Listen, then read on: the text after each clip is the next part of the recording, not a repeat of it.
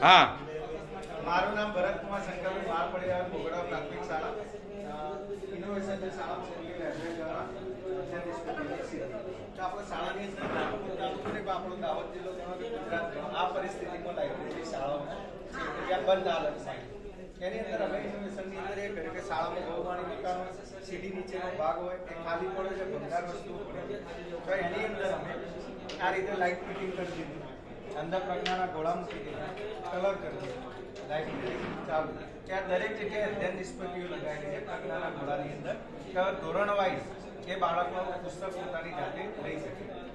તો આ રીતે બાળકો જાતે પુસ્તક લેતા હતા. એના સિવાય અહીંયા આપણે સિંદૂરીના ઝાડ છે, અમારા જેમ તમારી સ્કૂલમાં કોઈ બીજા ઝાડ છે એમ અમારા સિંદૂરીના ઝાડ, પીપળાના ઝાડ છે, એના નીચે આ રીતે ખુલ્લી લાઇબ્રેરી તો બાળક જાતે સવારે પુસ્તક ગોઠવે, આખો દિવસ મન પડે ત્યારે વાંચે, રિસેસમાં વાંચે અને સાંજે પાછા એ મૂકી દે.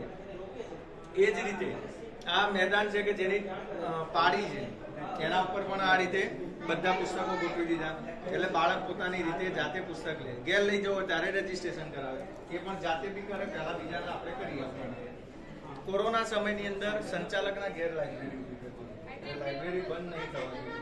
કોરોના સમયમાં પણ એ બાળકો બીજી એક્સ્ટ્રા એના સિવાય નવોદયના પુસ્તક છે, તલાટીના પુસ્તકો છે, આ બધા પુસ્તકો મૂક્યા એટલે ભૂતપૂર્વ વિદ્યાર્થીઓ પણ વાંચવા આવે, ગામના વડીલો પણ વાંચવા આવે.